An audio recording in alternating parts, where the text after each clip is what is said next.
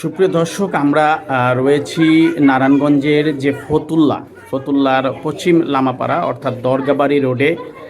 গত ২০ মার্চ অর্থাৎ ঈদের আগের দিন চাঁদ রাতে এখানে আপনারা জানেন যে একটি ঘটনা ঘটেছে। সেটি হচ্ছে এখানকার কয়েকজন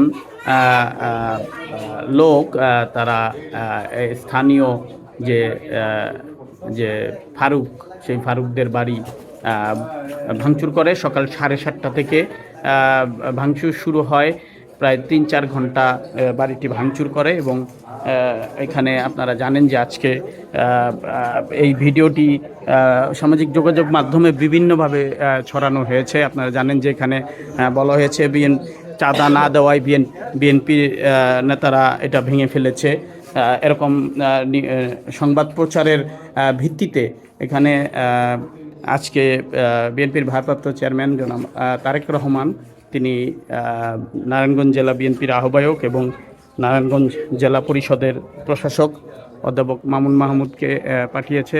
পাশাপাশি ফতুল্লা থানা বিএনপি সভাপতি শহীদুল ইসলাম টিটু এবং অ্যাডভোকেট আব্দুল বারী ভূঁইয়া সাধারণ সম্পাদক, তাকে পাঠিয়েছে। তারা যে ক্ষতিগ্রস্ত যে পরিবার, সেই পরিবারের সাথে তারা কথা বলছে এবং পুরো বিষয়টি জানার চেষ্টা করছে। এবং পাশাপাশি তিনি বলছেন যে যদি এই ঘটনার সাথে সরাসরি প্রত্যক্ষভাবে বিএনপি বা বিএনপির নামে কেউ জড়িত থাকে, তাদের বিরুদ্ধে সাংগঠনিক ব্যবস্থা নেওয়া হবে।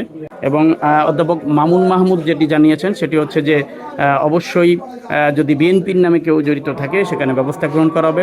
তাছাড়া ক্ষতিগ্রস্ত পরিবারকে অনুরোধ করেছেন যে পুরোপুরি না জেনে বিএনপির নামে দায় না চাপানোর জন্য তারা বলেছেন। আশেপাশের মানুষ আমার এই জমি ক্রাইশকরণের মাস্টার মাইন্ড ধরে খেলাইছে, নাহলে আমার এই বাড়ি সকাল 7:30 থেকে রাত সকাল 11টা পর্যন্ত বাড়ি ভাঙলো। প্রশাসন নীরব হয়েছে। তারা কত শক্তিশালী হইলে এই কাজ করতে পারে।